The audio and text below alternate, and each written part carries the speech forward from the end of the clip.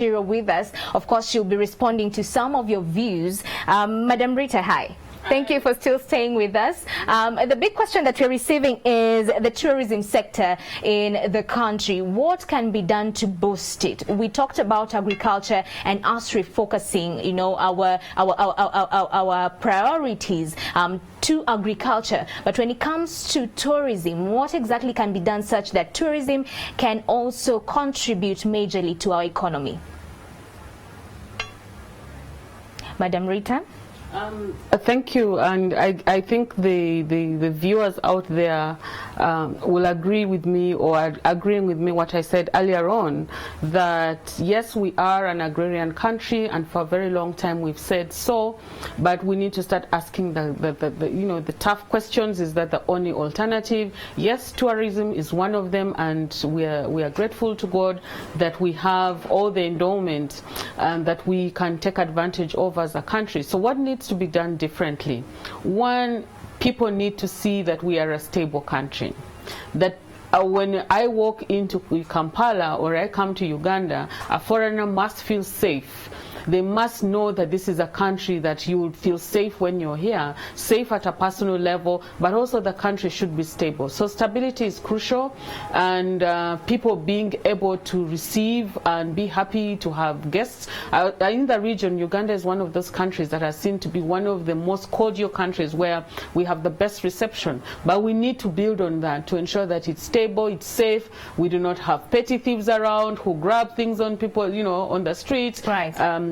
We've had foreigners dying in hotels and all that, but of course the general security is crucial. The other is investing in the sector. What does that mean? The roads leading to these places, the infrastructure, the rooms, the accommodation, the other facilities, the parks themselves and others. But also, I want to go back to my issue. We might have all these good roads, we might have all these good hotels, but if we do not invest in the people, to value that this is one of the areas that at individual level they benefit in, but at a national level this is one of the areas that we can benefit from to develop our country. You have mentioned us just putting the brand Uganda out there, and it all boils down to what we let the world to see about Uganda. So that comes in line with media relations. So with regards to just maintaining that thin line between media, journalism, and us saying what exactly is happening on ground,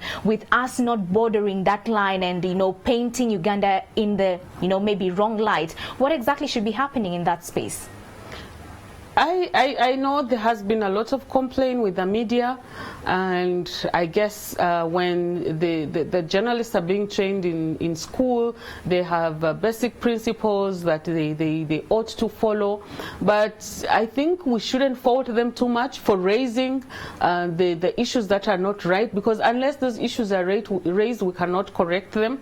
But also, we shouldn't blindfold ourselves that by silencing the media, the issues that they're raising will die forever.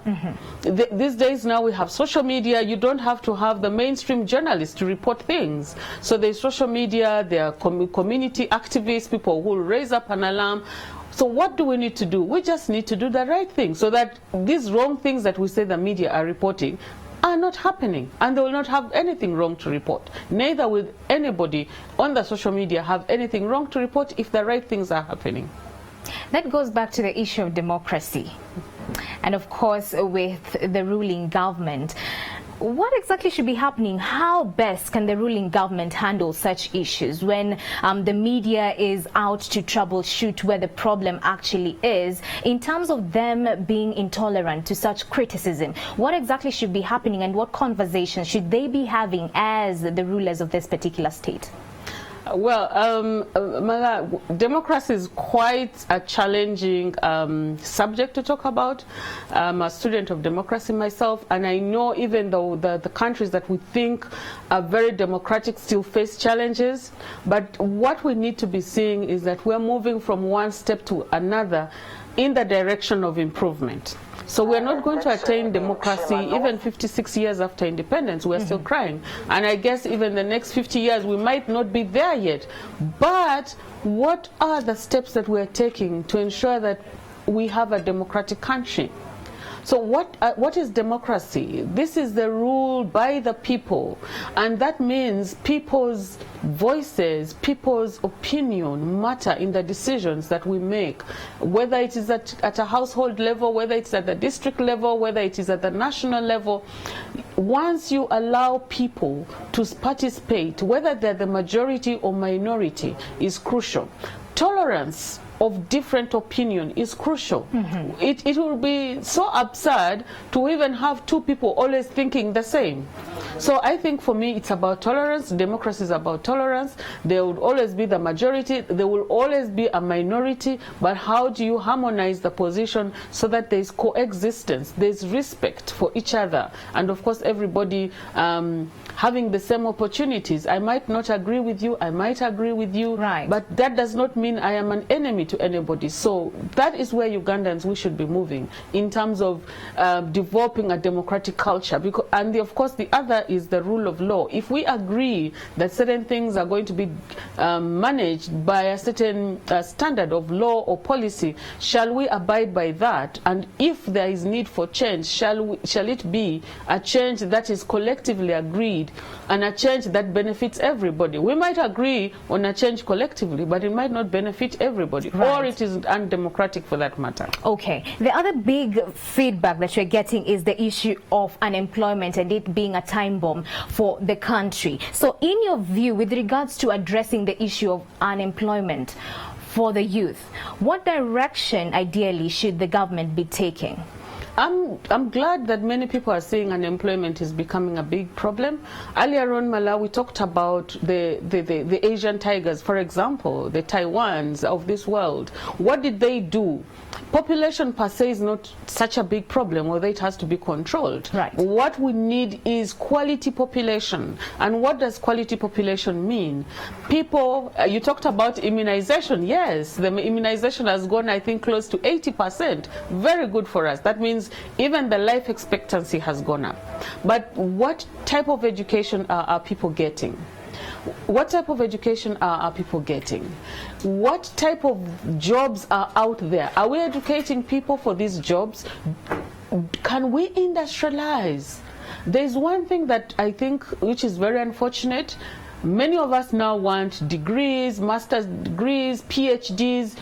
Long ago, we were told there are people who would go to national teachers training schools. I think Chambogo used to train electrical engineers at diploma level, Mulago had, and in every region we had these technical institutions, the plumbers who come to our houses, the electricians, all these categories of people.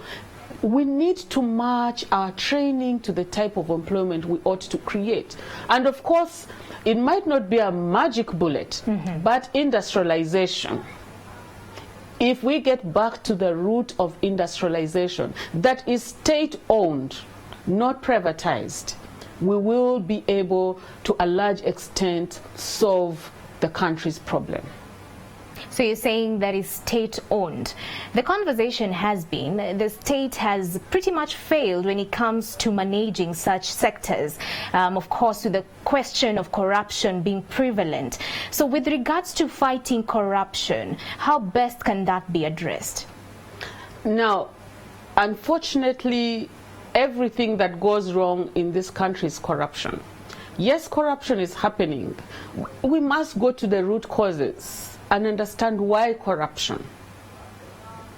And I know the people who are involved in corruption might not be necessarily the poorest of the poor, but why corruption? My analysis of why we have these big rates of corruption is because of the total breakdown of social services. Everybody is striving to survive, to defend for themselves. I have to go to a private clinic. Your children have to go to a private school. Everything is becoming private. And yet the salaries people earn cannot sustain that. So if we get the state to own some of these social services, where citizens know after graduation or after school, if I am a taxpayer, these are the benefits that accrue. And it does not matter where I come from. It does not matter how much I earn. I am a Ugandan. I think the provision of basic services will limit, to a large extent, some of this corruption. Okay. Thank you so much, Madam Rita Achiro, the Executive Director of Uganda Women's Network, right there. Thank you so much for coming in the studio. We are grateful to have you. You've shed a lot of light. I hope that this is adhered to and that the government actually heeds to your pieces of advice. Now, we are taking a short commercial break, but just to bring you up to speed, this year's Independence celebration will be taking place at Kasasa grounds. This is at Kasasa sub-county in Chotera district. We have our men on ground who we will be, going to, so they can at least paint a picture on what exactly is happening. Of course, we had Andrew Chamagero earlier on, and he was saying even with businesses, they're actually booming. A lot of entrepreneurs have already set up shop to sell their goods and services to the people who are going to be making way to Chotera district for the 56th independence celebrations that are actually underway right now as we speak. That has been the discussion. Remember, this year's independence celebrations are pegged on the theme standing tall to celebrate the 56th independence anniversary as we renew our commitments as our country. So keep your views coming. Like I said, the hashtag is Morning at NTV. That's on Twitter. You can also stream us live and drop in your comments. NTV Uganda. That's on Facebook and YouTube pages. Let's pay our bills. We'll be right back after this short break. Keep it here.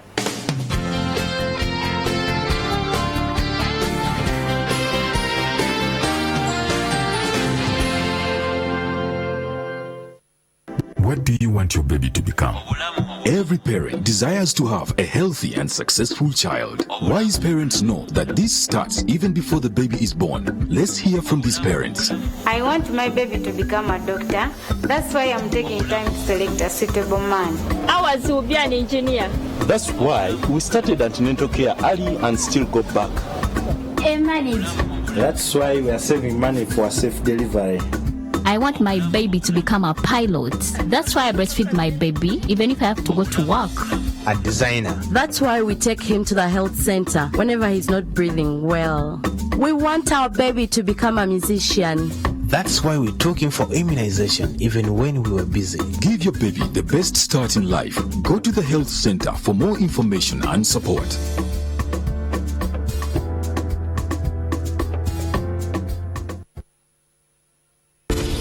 Overloaded vehicles are a threat to road safety. It will not only put the driver at risk, but also passengers and other road users.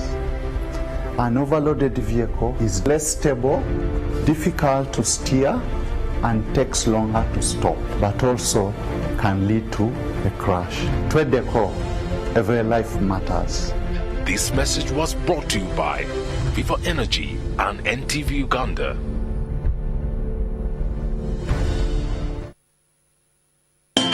Play and win every 10 minutes. For every 1,000 you spend, it gives you one entry into the jackpot this Sunday. To play on MTN, simply dial *165 *33# and follow the prompts on your phone. For Airtel customers, simply dial *185 *4*9#. Then enter business number 33311. Enter the amount you wish to play from 1,000 to 50,000 shillings. Then select your 3 lucky numbers from 0 to 9, followed by NTV as your payment reference, and get that super feeling.